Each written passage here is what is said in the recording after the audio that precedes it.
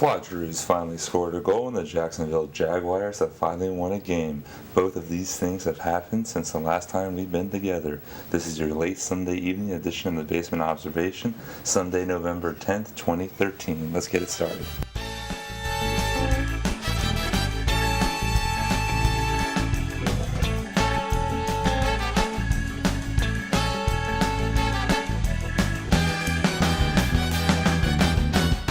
Happy Sunday afternoon to you. Welcome in. Sorry that you didn't hear from us all week. The real life was calling, real life work, real life obligations, and that kept us from the show all week. Don't worry, we're still around. We're still ready to go.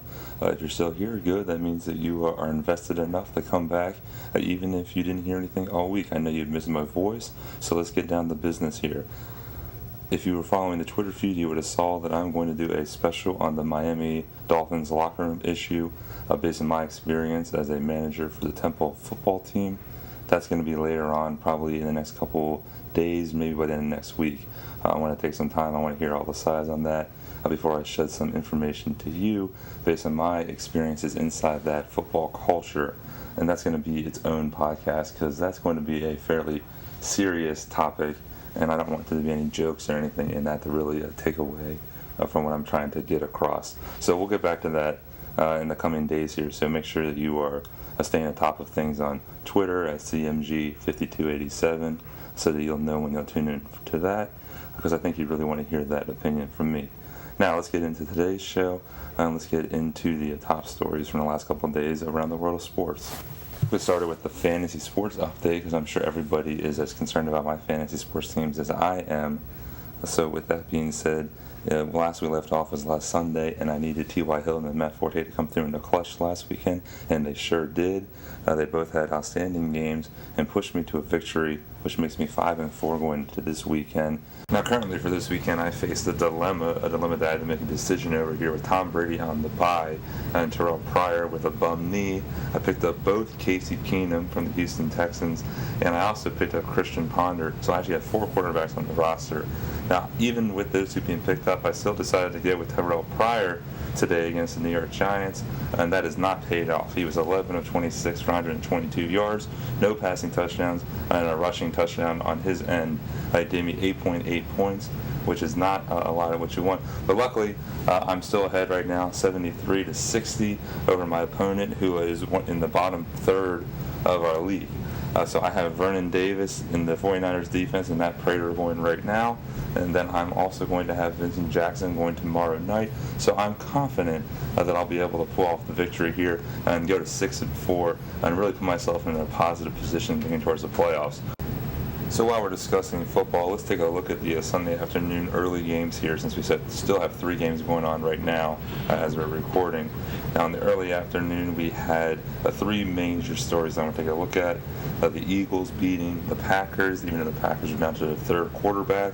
Nick Foles had another good day here. He didn't throw for a ton of yards, but he did have 3 touchdown passes, 2 of them to Riley Cooper, who only had 3 receptions, but in those 3 receptions, he was able to get 102 yards and his 2 touchdowns. And I think the story was really the Eagles' defense. Yes, I know Scott Tolzien, the third-string quarterback, was who they were facing, but I'm impressed with what Billy Davis has been doing. We're really seeing some positives on the defensive front. Tackling's improved. They're not giving up a ton of points. This is the first time they've given up a passing touchdown in a number of weeks. So a lot of positives there for the Eagles. The Eagles are now 5-5, back to 500. So we'll see if that could be enough if they play out the string at 500 to win the division and possibly get into the playoffs in Chip Kelly's first season as the head coach. Now the Jacksonville Jaguars finally won a game for Gus Bradley. They finally got the win today, beating the Tennessee Titans 29-27. They had the help of a safety and really just a couple of fluky plays, but good for Jacksonville, good for Gus Bradley. Gus Bradley's in a really tough position there. You know, if you've listened, that I'm a Gus Bradley fan. So seeing him get his first NFL victory today as a head coach made me very happy and very satisfied. And finally, there was the chaos in Baltimore. You had the Baltimore Ravens and the Cincinnati Bengals going into overtime. overtime off of an Andy Dalton Hail Mary to A.J. Green as time expired at the end of the fourth quarter. A pass that really should have been batted down, but instead it was batted up into the air. But luckily for Baltimore fans and for Baltimore, they were able to win that in overtime. Justin Tucker kicking a 46, 47-yard field goal, somewhere around that distance to give them the win. So with that being the afternoon, early afternoon games, and then there's the late games right now. None of them are really too exciting. Let's take a quick look to get you prepared for tonight. You have the Dallas Cowboys at the New Orleans Saints. This is the continuation of the Rob Ryan redemption tour. If you remember, Rob Ryan was fired after 2 seasons as the Dallas Cowboys defensive coordinator at the end of last season, and a lot of people have said that he was the scapegoat for larger problems within that organization. So he's looking for another chance this weekend. He's in the spotlight again to show how talented he is in coordinating defenses. And just to provide a little bit of context to that statement, now Dallas, under the direction of famous defensive coordinator Monte Kiffin, they are struggling. They are ranked 31st in the league in yards allowed, while the New Orleans Saints, under the direction of Rob Ryan, are ranked 9th in the league in yards allowed. So he's had a drastic amount of improvement going from Dallas to New Orleans. Now this is also a game has huge implications in just the NFC race. The Saints are leading their division in the South. They're 6-2, while Dallas is 5-4, and Dallas is still leading the East. So this is going to be a very important game tonight from New Orleans. It's a good game to watch, 8:30 on NBC, and we'll see who can really take the stranglehold in their division for the NFC as we start moving towards the playoff race here. So that'll be a good game tonight, and then that'll really kind of bring us to the end of this week. We still have Miami and Tampa Bay tomorrow, so we'll see if Greg Schiano can finally get his first win on the season here. Jacksonville's been able to get one for Gus Bradley. Let's see if Tampa Bay can get one for Greg Schiano tomorrow night. Basketball-wise, we are struggling. Team Gokenauer is struggling in our fantasy basketball season. We're looking at an 0-2 hole after today, which isn't that devastating because it's a very long season. But our top pick, Derrick Rose, is still struggling to get back in form from his knee injury from last year, or his ACL injury that he sat out the whole season last year from. The rust is apparent. He's shooting 32% from the field. He's only averaging 14.5 a game. He's only giving out 4 assists a game. He's giving out an absurd number of turnovers right now, which is making things very difficult for the Bulls and for Team Gokenauer. Luckily, LaMarcus Aldridge has been strong. As usual, the Portlandia star is succeeding up in the upper Pacific Northwest, where hippies and drugs are the culture. He fits in up there. He's shooting 52% from the field. He's averaging 23 points a game, 7 rebounds a game, and he's doing a nice job. As usual, no one's having any press on him. No one's saying anything about him. He's just going about his business, dominating the Pacific Northwest and keeping us afloat right now. So we might be 0-2. Kemba Walker's done a nice job for us early in the year, but what I've come to learn is with Kemba Walker, Derrick Rose, and Carmelo Anthony, our shooting percentage is a nightmare. We are struggling as a team from the field. Our field goal percentages are disastrous, and that's really making us struggle here in the early going.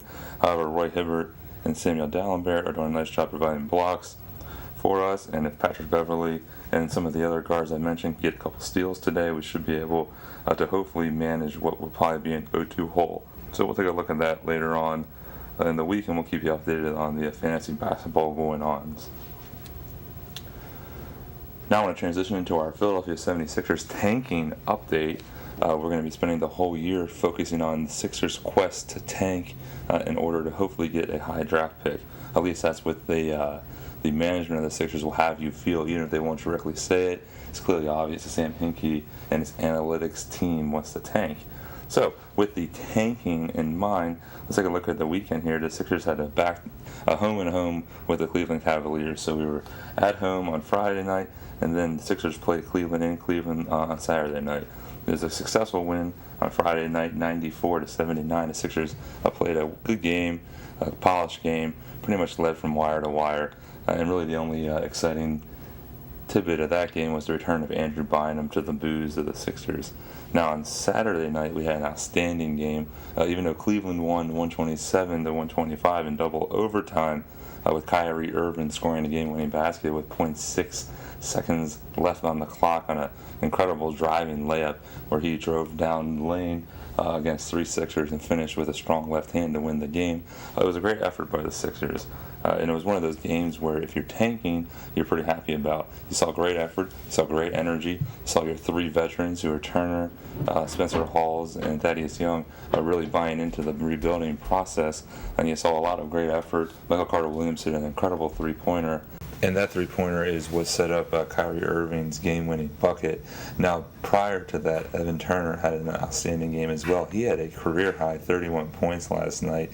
And at the end of the first overtime, he made just an incredible play that's showing his growth as an NBA player. He had the ball on the right baseline, and he was able to still drive baseline from the corner and then finish at the rim through contact with a layup. Probably should have been an and one. They didn't call the foul, but Turner made the shot, and that forced the second overtime. So there's a lot of positives coming out of Philadelphia right now as the Sixers continue to grow in the early parts of this season. So they still got the loss that the tanking advocates will want, but the effort is there. Brent Brown's done a very good job here early on, pushing the Sixers towards what will hopefully be future success in the years to come. Kyrie Irving, real quick, was outstanding. He had 39 points and 12 assists in that double overtime win, and I am convinced that he's going to push Derrick Rose for the starting point guard spot for Team USA in the FIBA World Cup next summer in Spain, when Team USA will look to continue its recent dominance in international basketball by taking the World Cup and having to do that over in Spain. So we'll see how his season continues to go. But if it's anything like it was Saturday night, Kyrie Irving is going to have a pretty remarkable year. Now, the Sixers will play on Monday night. They're 4-3. They're going against the Spurs, who are 5-1, looking to go 6-1 if they can beat the New York Knicks today. And that's at 7 p.m. And that's going to be Brent Brown's reunion with the Spurs organization. If you remember, he was a member of that coaching staff for a number of years, and he's been a part of a number of NBA championships or NBA final appearances with the San Antonio Spurs. So it'll be interesting to see how the Sixers can do. The Spurs, as usual, are off to a hot start with really, the same group that they have had for a decade, and then they plug in young stars. It's an incredible thing that Greg Popovich has done over there, and we'll see how the Sixers do there tomorrow night. We're excited to see how Brent Brown does dealing with his old organization. Okay, now I want to move into a new Weekman segment that we're going to do here in the Basement Observation. We're going to have the things that annoyed me this week, 3 things that I found obnoxious or annoying this week, and then 3 things that made me smile this week. And we're going to do this here as we do these weekend shows just to give us a recap of what I felt about certain stories that came up during the weekend sports. So let's begin with the 3 things that annoyed me this week. Number 1, the Florida Panthers, NHL Florida Panthers, fired their head coach Kevin Dineen amid early struggles, which reminds me that a professional hockey team exists in Miami, Florida, which makes as much sense as a professional baseball team existing in Juneau, Alaska. So regardless of the struggles or whether or not Kevin Dineen deserved to be fired, just the fact that that story reminds me that there is in fact a professional sports hockey team based in the worst sports city in America, which is the city of Miami, where they don't deserve a basketball team or a baseball team, but yet they have a hockey team. Just reminds me of how illogical it is to have a hockey team based in the southernmost point of the United States, and it makes me think what it would be like if a baseball team would be existed near the Arctic Circle. So I feel bad for Kevin Dineen. Sorry that he got fired, but I'm not really concerned about that. It's just a reminder that tells me that there is in fact a team called the Florida Panthers, and that that's not a joke that a 6th grader came up with. It's actually an NHL team that exists. Number 2 is everybody picking a side in the Miami Dolphins bullying story. We're a Miami heavy show this week.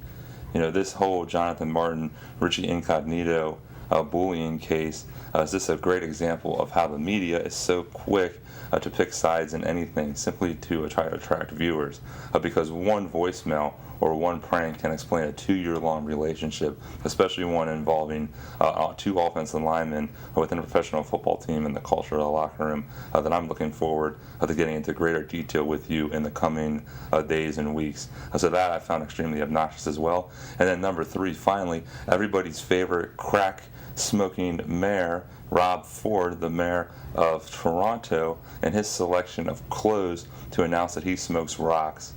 Now, nothing says I'm a respected mayor of the third largest English-speaking city in the world and not a crackhead like wearing an NFL logo tie from the mid-1990s. If you're not sure what I'm talking about, when Rob Ford announced that he does in fact smoke crack cocaine, he did it wearing a sloppily put together suit jacket, including a tie that was a splattering of NFL team logos from the mid-1990s based on the logos that were on there. There was still a Houston Oilers logo and the old Tampa Bay Buccaneers logo that just told you that he probably hadn't found that tie since his youthful days in the mid-90s. Now, a used car salesman would not sell to a person dressed like that. They would even find that suspicious, and yet the mayor of this enormous city in North America, the largest city in Canada, decided that would be the appropriate attire for him to try to explain why he is on film smoking crack cocaine. So I'm sure that's going to go well for him, and I found that pretty obnoxious. Now let's look at the three things that made me smile this week. On Thursday night, Oregon football failing. Now the University of Oregon, aka the overhyped off-flare offense that is funded directly by Nike and that has absurdly unjustified amenities and ridiculous things like wearing 14 different combinations of a uniform throughout a season, and all of their hype and their ridiculous spread offense that we now in Philadelphia are trying to sift through with the Chip Kelly era.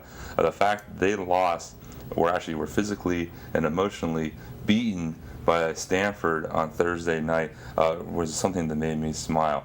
This old school, well-coached physical defense beating the snot out of this overhyped spread offense that I'm sick of. I'm sick of hearing about because it's never won a national championship, and all it does is create these quarterbacks and all this hype of these players who never pan out in the NFL. Now, I'm sure that the NCAA will make a new rule enforcement next year limiting the physicality or the ability of defense to put down things like the spread offense, because they have a singular focus on increasing scoring in both football and basketball, which would be a whole nother subject of something that annoys me. But the fact that Oregon, in fact, lost on Thursday night made me smile.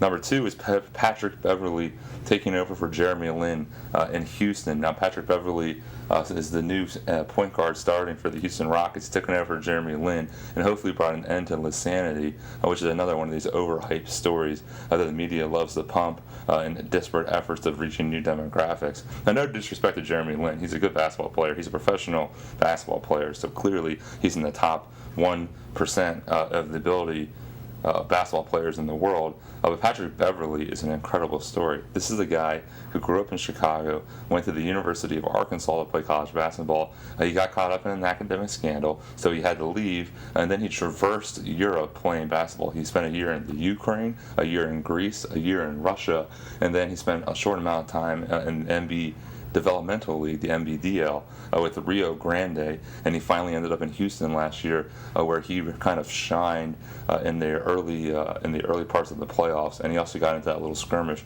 with Russell Westbrook, which kind of led to Westbrook getting hurt. Now, this is an excellent redemption story. Patrick Beverley, I'll be following him closely, and he's a very important part of my fantasy basketball season. He was my fantasy sleeper in basketball, so seeing him take over the starting spot and contribute right away this season has caused me to smile. And then number three, causing me to smile this week, is college basketball is back in action.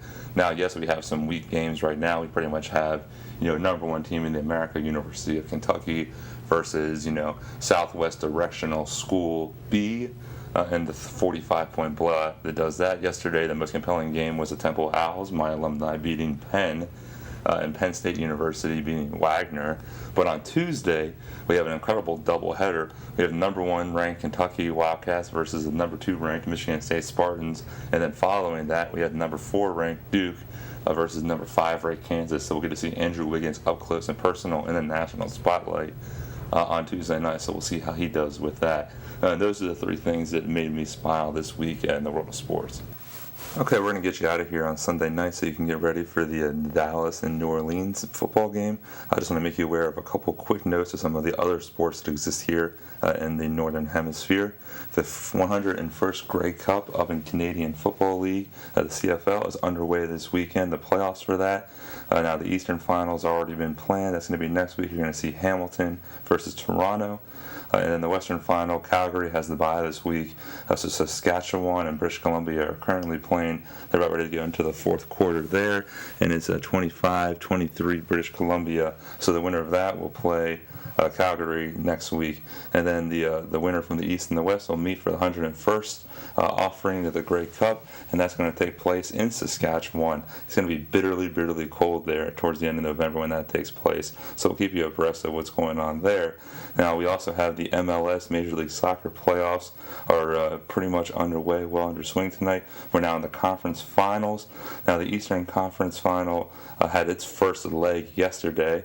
I remember they do aggregate scoring, so their first leg was yesterday, and that was Sporting Kansas City at Houston, and that was a 0-0 draw. Now they'll meet again on November 23rd, and the winner of that match will advance to the MLS Cup.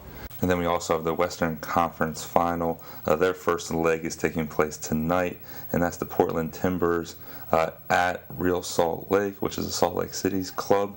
Now those are the top two teams in the Western Conference, and they'll meet tonight at 9 o'clock, and then they'll meet again for their second leg over in Portland on Sunday, November 24th. Now, the winners of those two will then meet for the MLS Cup, and that's going to be Saturday, December 7th. So that's just an update on two of the other professional sports that exist out there. I want to keep you on top of everything that's going on. Now, I hope you enjoyed the show. Get out there and enjoy the football game tonight. Make sure your fantasy teams are doing well. Please continue to follow me on Twitter at CMG5287. Please subscribe to this channel on YouTube. It's going to be Basement Observations. If you search Basement Observations, that should be one of the top choices. Go ahead and subscribe to that. Please leave some comments on either Twitter or YouTube, or some questions you'd like to answer. I'd like to get some viewer interaction. Other than that, enjoy the start to your week. You'll hear from me sometime middle of the week. And enjoy another evening here that you've spent with me in the Basement Observation.